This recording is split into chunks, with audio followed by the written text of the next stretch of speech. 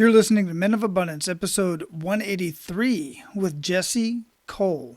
Today, we're going to help you find your yellow tux. What? You don't have one? You're going to want to get one after this conversation.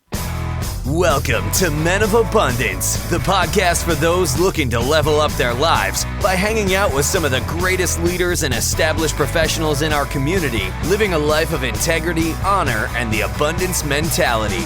Prepare to pay it forward with your host, former Army medic turned lifestyle entrepreneur, Wally Carmichael.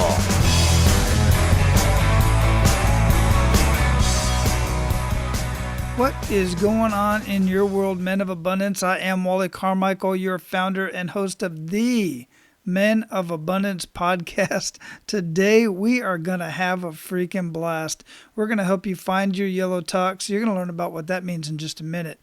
And we are going to help you step outside of your comfort zone and get a little bit crazy. Because, guys, if you want to stand out, and I know some of you don't want to stand out in a way of like, you don't want to stand out in New York and make a spectacle of yourself, or you don't want to stand out, of course, if you're in another country and you're trying to kind of blend in, be kind of inconspicuous, or, just kind of enjoy yourself. I've been in locations where, trust me, I'm trying to blend in. Hell, I wore camouflage for 25 years.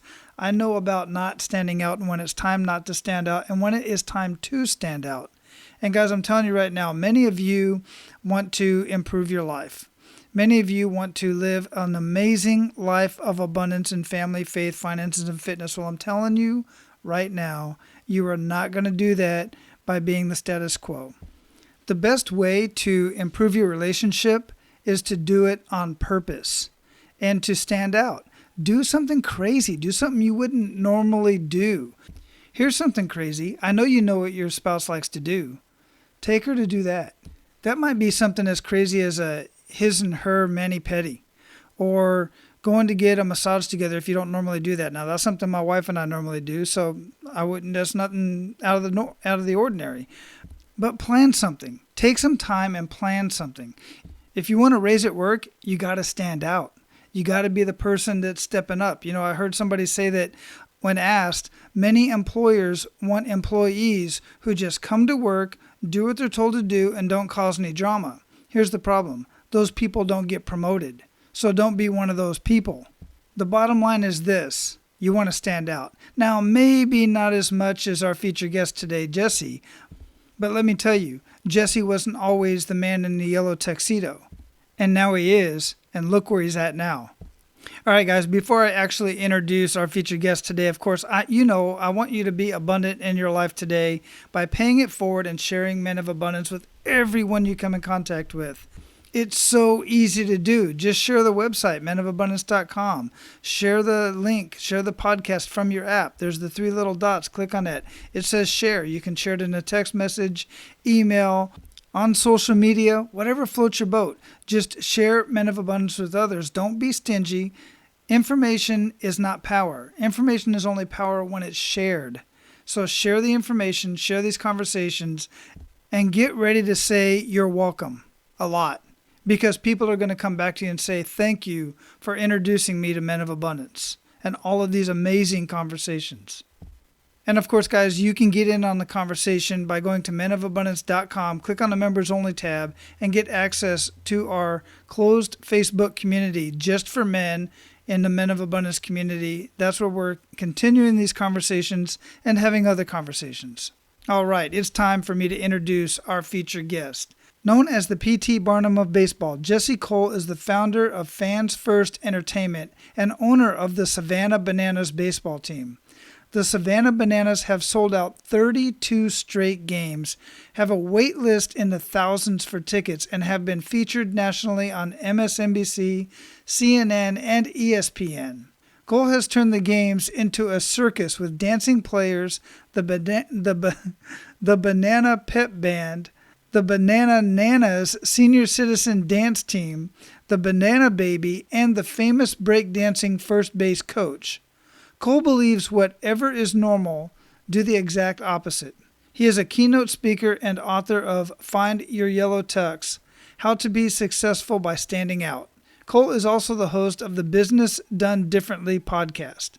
Men of Abundance, it is my pleasure to introduce you to Jesse Cole. Jesse, welcome to Men of Abundance, brother. How you doing? Outstanding. I'm excited to be on your show. Man, I'm super excited. I feel like I already know you, man. Based on the information that I looked at, I saw some of your videos, and we just had a little pre-talk during the pre-show here.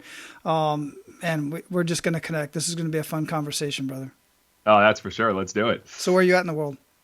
So right now I am in Tybee Island, which is right outside of Savannah, Georgia, where we have our main baseball team, the Savannah Bananas. So I'm sitting about 300 yards from the beach right now. Man, that is beautiful. My son is actually in Georgia right now, down at Fort Stewart. But I have not. I've been to Georgia. I've been to Atlanta, and I've been, a couple other places in Georgia. Down, I did airborne school down. I forget where the little town is at, down in Fort Benning area. But yeah, I like that area. But I've never been to any of the islands out there. Yes, it's a small little island, only 3 miles long. But my wife and I got a tiny little place here a few years ago, which has a funny story about it. But we love it. It's a great place to have gratitude and abundance and everything. So we really enjoyed it. And obviously, you have that in Hawaii as well. Yeah, absolutely. And we may get into that little story there too. I like hearing those stories like that, how people end up where they're at. That's part of the conversation here on Men of Abundance. But speaking of gratitude, what do you have to be grateful for today, Jesse? And I love that question because back in 2016, I believe you had to start every day with gratitude. So I picked one word to focus on, and the word was care. And so I decided every single day to write one thank you letter and to start the day with a thank you letter. I called it the thank you experiment. So I'm still doing that to this day. And obviously, starting the day thinking about other people causes gratitude. But today, I went for a run and I saw the most amazing sunrise I've ever seen. I actually stopped my run and took a picture, and that helps inspire me. And if I can start any day inspired, there's no better way to start the day. So I have that gratitude for that sunrise I was able to see this morning. Man, I got to tell you, sunrise truly is my favorite part of the day. Everybody likes the sunset, but I love the sunrise because, one, it does have a little bit of a different hue to it, but it's the start of a brand new day, man. And it's just, there's so much potential that can happen, between the sunrise and sunset. 100%. It's a new beginning. It's time to rock and roll. So, I would say win the morning, win the day. And I saw that. I was like, oh, today's going to kill it. So it's going to be a lot of fun. And it has been so far. So we're enjoying it. Man, I'm telling you what, I'm intrigued to get the answer to this question right here, just knowing what I know about you thus far. And that is, how would you describe yourself? I think energetic, fun, a little crazy. I wear a yellow tuxedo all the time, so people say I'm a little crazy. And my word for the year is inspire. So I hope to inspire people. So, I think fun, energy, hopefully inspirational, and a little crazy. You combine that, and that's me in a ball right there. You are, and you have definitely inspired me because I try to be a little bit different. And even at work, people call me crazy. I say thank you. And I love it. I love to be different. I really do. But sometimes I see myself falling back a little bit, back into that normalcy of everybody else. And they just suck me back in and just pull me back in. And I just got to push. It's hard to be crazy sometimes in this world, because people try to beat you down for it.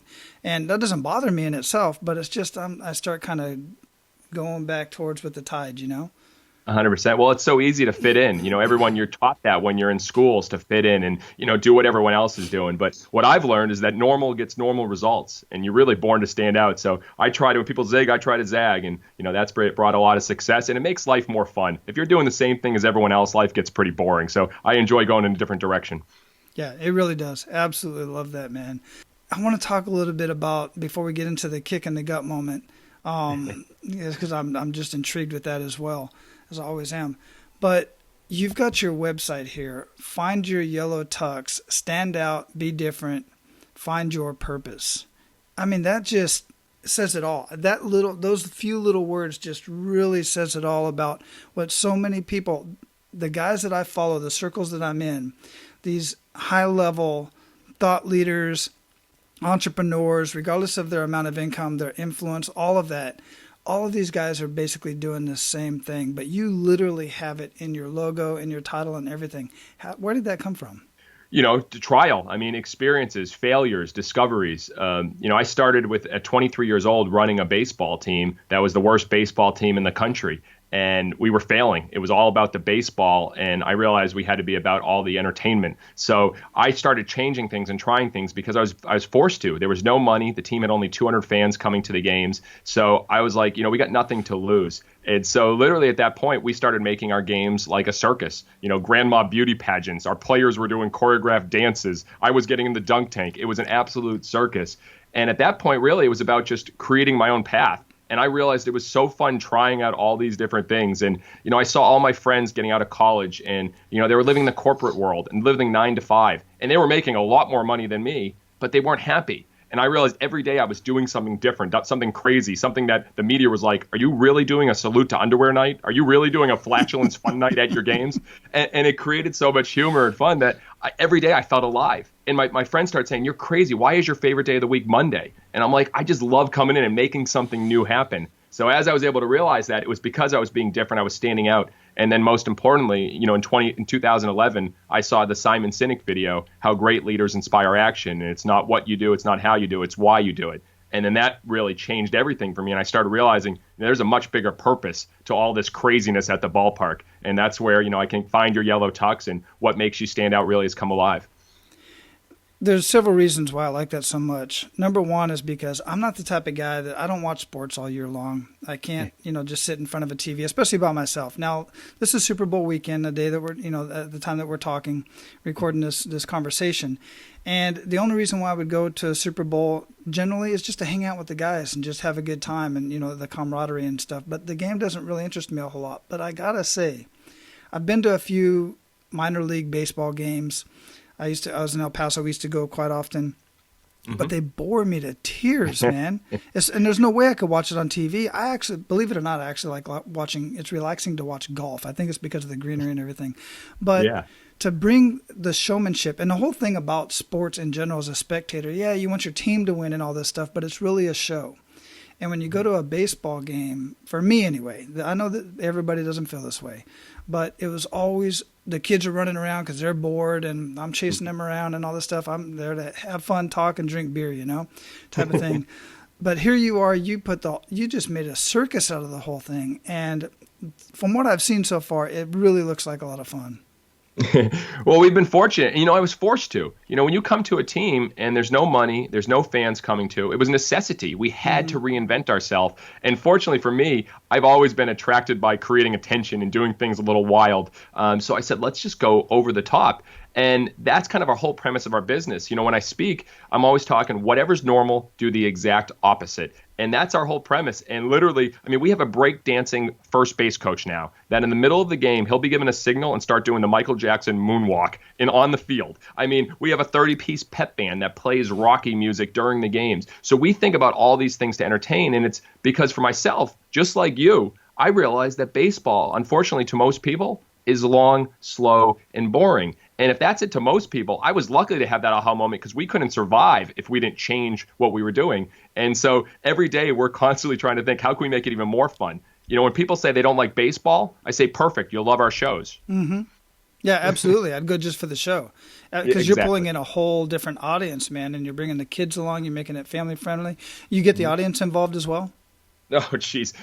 Just to give you an idea, today as we speak, we just hired the top cruise director the top cruise director, voted top cruise director to now be our director of fun. So we're literally fortunate now to attract some of the people that are solely in entertainment to come join what we're doing to create that unbelievable show. And we hire dancers and singers and performers and improv people and theatrical. We're looking at gymnasts this year. So it's like, how can you put an actual full circus and then also have a baseball game potentially break out as well? So that's our whole mentality. And, fortunately, it's worked. Right now, we sold out 32 straight games with the Bananas, and our wait list is in the thousands to get tickets. And to put this in context, Wally, I'm saying this not to be boastful, we are the lowest level of baseball. There's Major League, AAA, AA, Single A, Independent Pro Ball. Then there's also top-level college. We're college summer baseball, yet there's a wait list in the thousands and scalpers coming to our games. It has nothing to do with the baseball. It's because we've been able to realize we were being different, standing out, creating that attention.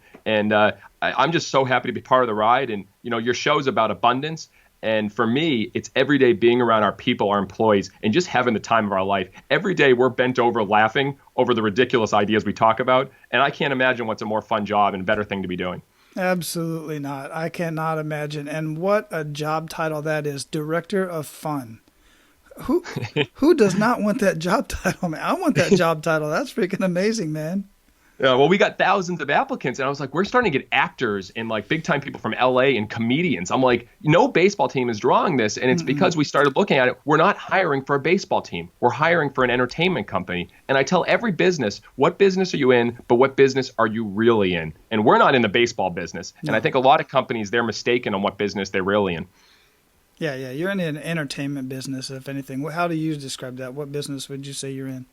100% entertainment. Yeah. And you know what? While we've been fortunate to simplify the name of our company and simplify our mission, it's fans first entertainment. And our mission is fans first, entertain always. And by simplifying it, our entire staff knows exactly what our mission is, exactly what we need to do. If we hire a part-time staff member to work a game, we just say fans first. What does that mean to you? And they said, take care of people. I go, entertain always. What does that mean to you? They said, put on a show. And they know, and we simplified it. So it makes it really easy in the hiring process and the training process as well.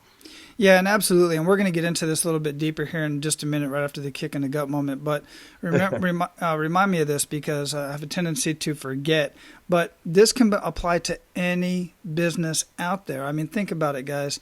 Anytime you go to a restaurant, if you have an amazing experience in mediocre food, or you go to another restaurant and have probably good food but terrible experience and terrible service, which restaurant are you going to go back to?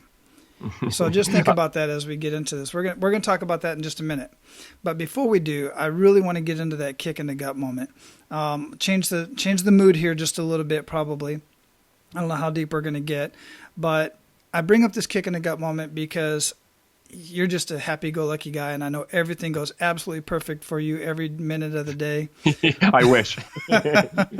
And I say that to get a little chuckle, but the fact of the matter is it doesn't. And what we do with that kick in the gut moment is what really makes the difference in who we are as abundant leaders. So if you could, Jesse, share that kick in the gut moment with us right now and really make us feel that. Well, the easy answer is January 15th, 2016. And it was 4:45 on a Friday, and we had just been with our Savannah team for 4 months, and we were failing. Literally, we sold one season ticket. We had 6 staff members, all millennials, 22, 23, 24 years old. And we got a call at 4:45 from one of our employees, and they said, we just overdrafted our account. We're completely out of money. Mm-hmm. And I literally, my wife and I were at my best friend's wedding, and we sat there and didn't know what to do. We drove home that day, and she turned to me, she said, we have to sell our dream house, and we have no other option. So we sold our house, we emptied out our savings account, and we said we got to go all in.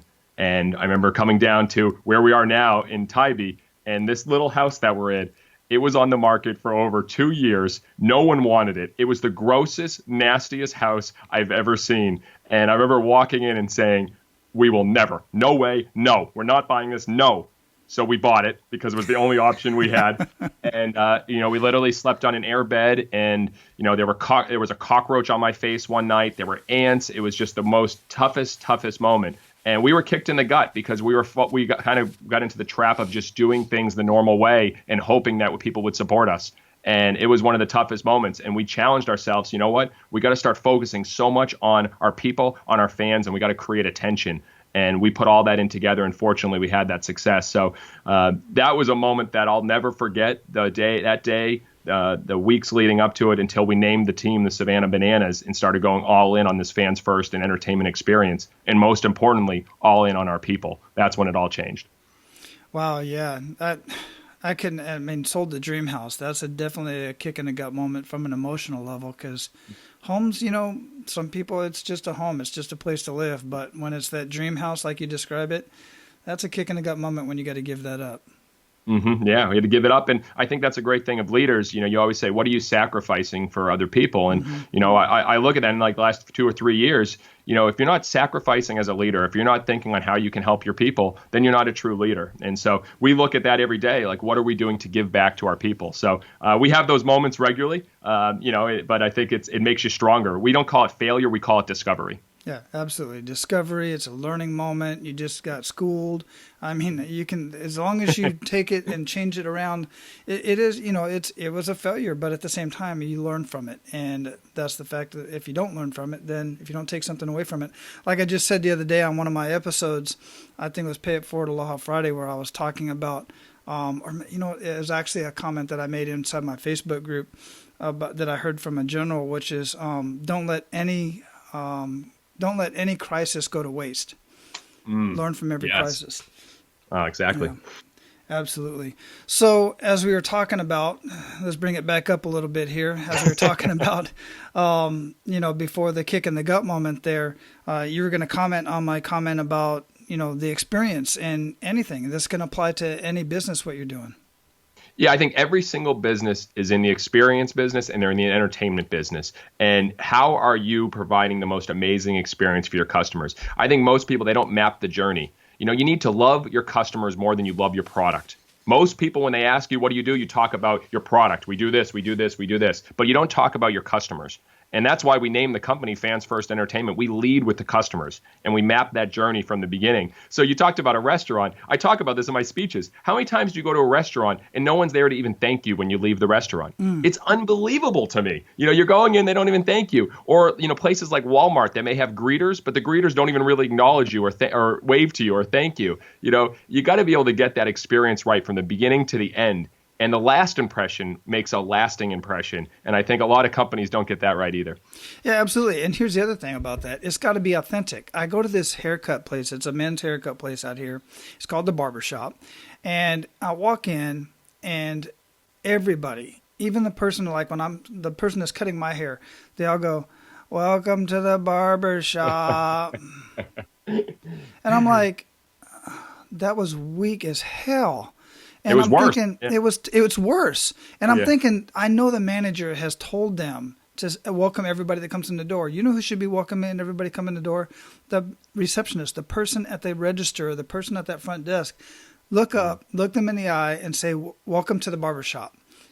Authentically. I don't want the person cutting my hair being distracted waiting for the door to open and nonchalantly say, "Welcome to the barber shop." It's like, it's so mechanical. It just doesn't make sense to me.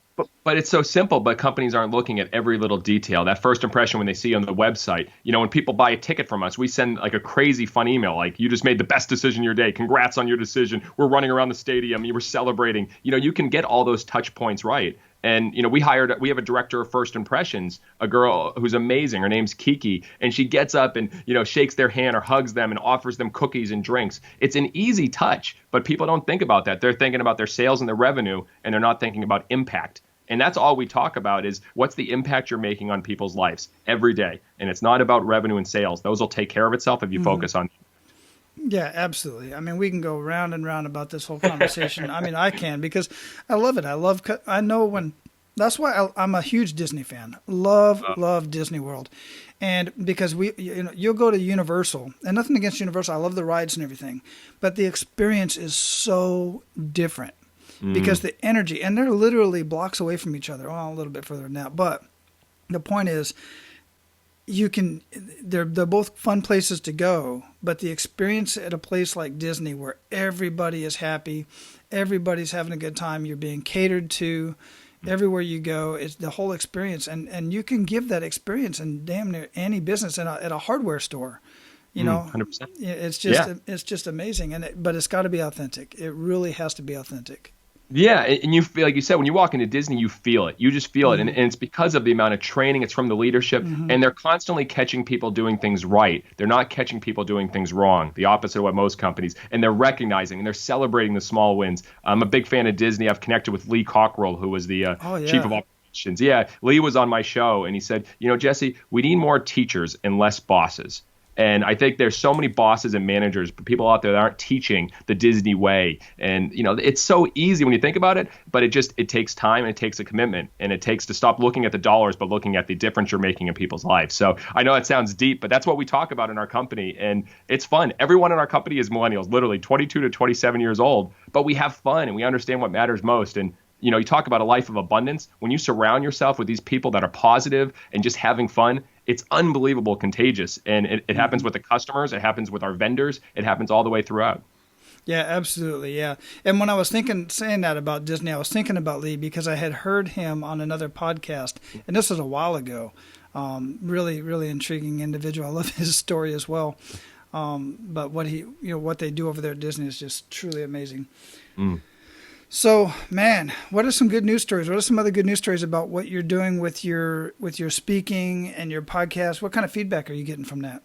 I've been very fortunate. I love giving keynote speeches, and I turn it into a show. And the same thing with the business done differently. I think everyone needs to know, and in the book I talk about this. If there's one word that actually that describes you, that you want to be known for, to try to think about that. And for me, it's showman. And a lot of people say, you put on a show always. So I think whatever I'm doing, whether it's the Business Done Differently podcast or my speeches, it's not like a typical speech. It's not a typical show. I mean, we have promotions. I try to get people entertained. We throw giveaways. I get people dancing. People are singing in the middle of a keynote speech because you want to make a different impression. You want to make an impact. So what's happened, I just gave another big keynote yesterday, and people are coming over laughing. They said, I laughed, I cried, and I was inspired. And I was like, if you can go through an emotional roller coaster during your speech, hopefully I'm achieving my goals in doing that. So the good news is every day I keep it simple. My word for the year is inspire. If I can inspire one person to think differently, to stand out and find their purpose, that's a win for me. So fortunately, I'm having good news every day.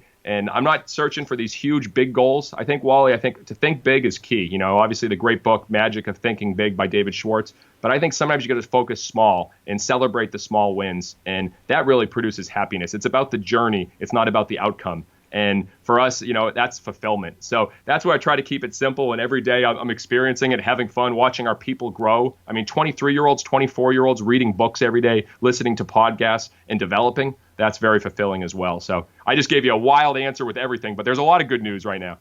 You did, and I absolutely love it. I love every bit of it. Enjoying the journey. And you said it's about the journey and not about the income. Can you expand on that a little bit? Because that's exactly where I come from, too. I just want to hear your perspective on it. Yeah, it's about the journey. It's not about the outcome, in the sense that I feel so many people are focused on trying to get to this huge sales goal or selling this or doing this, but it's the little steps. It's the little things in between. So, every day in our office, we're just trying to look at ways to recognize and celebrate every small win. And for us, that's how you win. That's how you win the long game. And, I just wrote a piece the other day in baseball. I used to play, and every day you'd hear the coaches saying, hey, win this pitch, win this at bat, win the inning, and then you win the game. And I think everyone's so focused on, winning the Super Bowl, winning that huge outcome, but you got to focus on the little things, and it makes it so much more enjoyable. So, yeah, absolutely. And that's one of the biggest things that I talk about here at Men of Abundance, and just within the guys that I talk to, is you really do have to enjoy the day, enjoy every minute, every day. Do today, because I was the guy chasing after that six-figure income. Then I got that six-figure income, and I didn't even realize it. I'm there, and I'm earning a six-figure income, living on the beach, have a great family. Still was chasing after something. I still felt empty, and then I realized, bring the whole thing in. Thank God for my wife, because she's the one that's like, "What the hell are you chasing, man?" Type of thing. And then once I made that realization that I have all of this in the world, and I started living life and started enjoying every minute with my boys and with my wife, so much more started coming into my life that was already there. I just didn't see it because I had these blinders on. I just saw this 6-7 figure income. Yeah, and you were focused. Yeah, go ahead. No, I was just say that's exactly what Sean Aker talks about in the Happiness Advantage. He did this big study and a great TED Talk about all these Harvard students that were just trying to keep to this next level, be number one in their class, go to Harvard, do this, and they were unbelievably unhappy. And he found out that the happiest people that were happy first were the most successful and most productive. It's the opposite way of looking at it. People think if you get that six-figure income like yourself, you'll be happier. No, you'll just set another goal to get to, and you'll still keep chasing. But if you're happier, you'll actually start achieving all of those, and you won't even be focused on it. And it's really tough to teach that, I'll tell you that. Oh, yeah, it is definitely tough to teach that. The other reason why it's tough to teach that is because people want something that they can quantify. Yes. They need something like, okay, I need to see my bank account grow, or I need to see more customers coming in the door, or something of that nature. It's hard to quantify happiness, but the other stuff comes as a result of that. Mm-hmm. Yeah, and I wish there was a way. If there was a way to measure happiness and track that, and leaders could see that, that would be pretty interesting. But it also could cause the outcome search there too. So, but I'm with you 100%. I wish there was a way to track it. Yeah, absolutely. And I was trying to look. I do have Sean's book, The Happiness. Yeah, I have that book here. I was looking on my phone because when you mentioned the title, I read that book, several years ago. And I got to get back into that because it does talk a little bit about measuring happiness in the book, just slightly, just try to kind of get a gauge of it. Excellent. But that's a good point. It's very hard to do that, especially in, when you're trying to convince guys of this. It's like, most guys specifically are really just, I need to see results. Well, what about feeling them? How do you feel? Look at your family. Look at the smile on your kid's face. Your wife is much happier. The whole bit. You're just going to work and feeling better. The whole thing just comes together. 100%. Absolutely. So, Jesse, we're at the point where we're going to pay it forward. You ready to do that, brother? Yeah, let's rock and roll. Yes. Outstanding. So, share with our abundant leaders 1 to 3 actionable steps that they can take today. Just start. Number one, stop thinking, start doing. I think there's paralysis by analysis, and a lot of times people try to think so much of what they should be doing. Just start. And I'll give you a personal example with that. It was about 5-6 months ago that I started just posting every day, whether it was a short 1-minute boost video, whether it was a short article, a blog. I just started posting. And, again, I didn't get great results right away because it was just starting. But after a while, people start responding to it. And what was great is I learned so much. When I released the book, all of a sudden I started hearing people from Australia and Africa and people I never knew exist. And I'm sure you feel that as well with the podcast. Mm-hmm. But I just started. I didn't know exactly what I was doing. If you talk any successful person, Walt Disney was a huge mentor of me. And I've read all his books. And he did so many things in the beginning that were just completely crazy and people would say is wrong. But that's how you learn. So the first thing is just start. Stop thinking, start doing. And, the second one, it's tough for me because I believe in a few things pretty firmly about creating attention, and attention beats marketing 1,000% of the time. I say it always.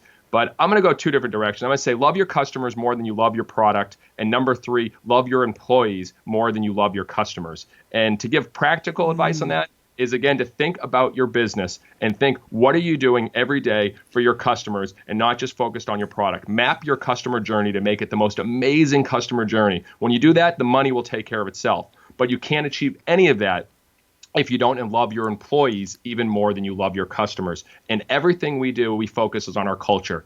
It's not what your people can do for you, it's what you can do for your people. And that's kind of the big thing that I look as a leader. And that brings me more joy helping our people develop and grow. So even if you're a small business, 2 people, 3 people, whatever, put your effort on them, focus on growing them and developing them, and everything else will take care of itself. So those are three things that I believe pretty firmly in. Man, that is some sound advice. Absolutely love that. And I love that you brought up Disney and doing things differently. Even there's so many other companies out there and people doing things that are so different that they were told, don't do that, it's not going to work. Look at FedEx. FedEx was a college project that he failed. Right. Gotta fail your grade on that. And then look at somebody else that I know personally, John Lee Dumas, EO Fire. They told him, John, you're not going to be able to pull off 7 episodes a week, man. It's just, are you crazy? And he is a little bit crazy. And now look at him. He averages $150,000 a month doing this 4 years in, almost 5 years in. It's amazing. If you're not being called crazy, you're playing it too safe. Yeah. I think everyone needs to embrace crazy. And that's one of my favorite quotes from Walt Disney. It's kind of fun to do the impossible. And he always had the goal to do the impossible. And he did it with movies. He did it with his theme parks. And that business is still doing unbelievably well 50 years after his death. And I'd like any company to look back and see, how can you keep that culture and the success going that long after a founder's death? You probably can't find it. And that's a testament to Walt Disney's vision and getting a little crazy and thinking different. Absolutely. And just to prove a point in that, Colonel Sanders did a great job with KFC, but I haven't been to a KFC in years that was as good as it was back when I was growing up. Maybe my taste changed, but it's just not the same. But again, the testament to him too is he started at 65 years old. Exactly. Yeah. Him and Dave Thomas. Yeah, no matter what your age is, you still can start something new. And that's, again, going back to the sunrise this morning and new beginnings, whatever you're doing, you can start something new today, whether you're 60, 70, or 20. Yeah, absolutely. Absolutely. So what daily habits make the biggest impact in your life, Jesse? I'll never forget this, too. It was the first time I read The Miracle Morning by Hal Elrod. And that changed everything for me. I believe so many people today, that they wake up, they press the snooze button, they look at their phone first, they watch the news, they don't start their days on purpose. And when I read that book by Miracle Morning, I started my day on purpose. And literally, I wake up, the first thing I do is I start my day with gratitude. I write a thank you letter. I have it planned on who I'm going to write the day before. Then I read. I walk around my entire house or outside if it's warm enough, read. Then I go for a long run, could be anywhere between a 5K to a 10 mile. and then I write. And every single day, I read, run, and write and start with gratitude. And that's before my day begins. So I've already won the day, as Hal Elrod says, win the morning, win the day. And that has been unbelievable for me. The writing as far as clarity, the reading for learning, the running for my health, and then also the gratitude. So I've done that now for 2 or 3 years, and I'm never going to stop. So the thank you letter, you've mentioned that a couple of times. Explain that a little bit more. And you actually, is that a physical letter? Do you actually send that out? Oh, yeah, it's a handwritten letter. And so this started when I read the book, The One Word by John Gordon, and it's proven that almost all New Year's resolutions fail, like 87% of New Year's resolutions fail. But he came up with the mantra to say, just pick one word for the year, one word you focus on. So my wife and I started it back in 2015. And then in 2016, I said, it was great, but I want to put something tangible behind it. I want to hold some accountability. So my word for 2016 was care. And I go, if I'm really going to care, I need to write one thank you letter every day. So I started it. I called it the Thank You Experiment, and it changed my life. Literally, I started writing to teachers, authors, family members, friends, people from back in school when I was younger, people at restaurants, business owners, anyone that I interacted with that they made an impact. And I've never seen anything happen like what happened. I started getting all these responses and these relationships. My high school sophomore teacher, my sophomore English teacher, wrote back a 4-page letter on how much that letter meant to her. She said she's never felt that impact before. And it was just different things like that. So I've continued it. I've now written, I'm probably getting close to 1,000 thank you letters. And it's really changed my life. So, and I still do the one word, every year. Like I mentioned before, my word this year is inspire. And I think that's a great way to kind of look at your year with just one word. And our teams do it as well. Do you ever hand deliver the letter, or do you just send it? How does that work? I send it. I like surprise and delight. So I always try to send it. And that's one of the biggest challenges, finding addresses. Yeah. Sometimes you can't find addresses. So I've probably sent a good amount that didn't get where it needed to go, but I still wrote the letter. So I still felt the gratitude. But every day I send one out. Well, that adds to the experience and the whole gratitude, because you're physically doing work that has to be done in order to get that message heard. Mm-hmm. And you're seeing and you're feeling gratitude. You're looking for it. So in your given day, I'm noticing things. If a restaurant did an amazing job, I'll write a letter to the owner of the restaurant. You just try to look for it. Instead of look for the negativity in the world, you look for the positivity in the world. And that's been unbelievable as far as abundance, gratitude, and happiness. Excellent. Excellent. Wow, that's really cool. So speaking of reading, we've talked quite a bit about many different books. You've mentioned several already.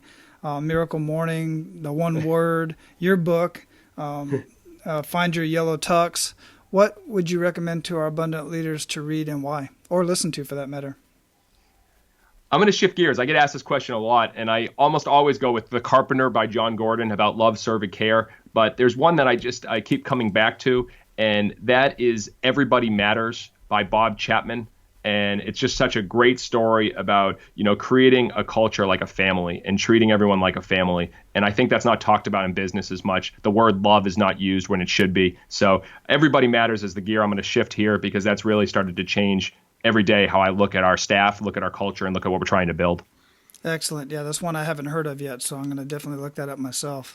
So what do you feel holds most people back from living a life of true abundance? Self-doubt. I think a lot of people have this doubt of what other people are thinking, that they can't achieve things. I've personally gone through it. The more you put yourself out there, the more fear that you have that you're not representing yourself well, you're not successful. So I think when people start thinking about, why they're not successful, why they're not achieving things, having that doubt, that's what holds people back. And, I've gone through that. So I just try to overcome it by, being positive and being optimistic and gratitude. Excellent. Love that answer and agree with it as well. So what does living a life of abundance mean to you, Jesse? Fulfillment.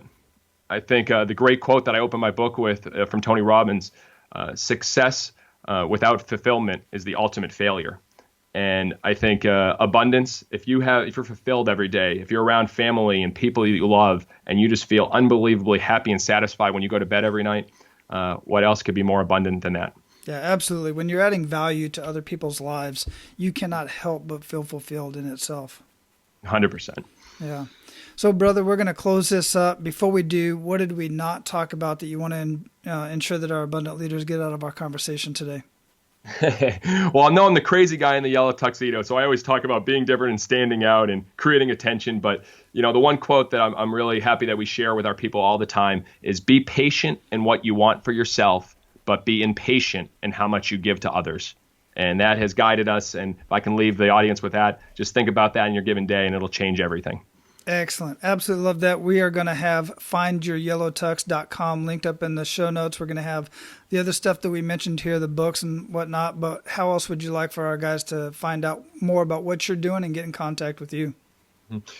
Yeah, Find Your Yellow Tux is great, but one challenge I give to all the listeners is I think few people ask enough questions and they don't reach out. And so I'll challenge anybody that really, if they reach out to me, Jesse at findyouryellowtux.com, reach out to me on LinkedIn, Facebook. I have the Yellow Tux page. Shoot me a question, shoot me anything I can help with, and I will respond. I'll never forget about 5 years ago when Mark Cuban, I sent him an email. He wrote back to me within 2 hours. And then a few years ago, I also wrote a thank you letter to Simon Sinek, and he called me. And the greatest leaders will respond and help people, but we just need to continue to ask questions. So feel free to reach out to me in any way, and I'll get right back to you. Yeah, I dig it. And that's exactly my experience, too. I've reached out to some very well-known men. Most of them have reached out to me, either to let me know at least, hey, my schedule doesn't fit right now, can't, be on your show. A couple have called.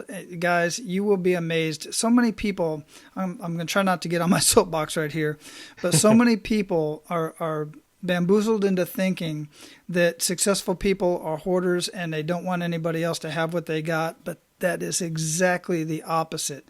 The true leaders out there and the true abundant like Simon and many others, they really want to share their message and they want others to come along the journey with them. They really do. So don't be afraid to reach out, man. You're being tricked into that one. Definitely.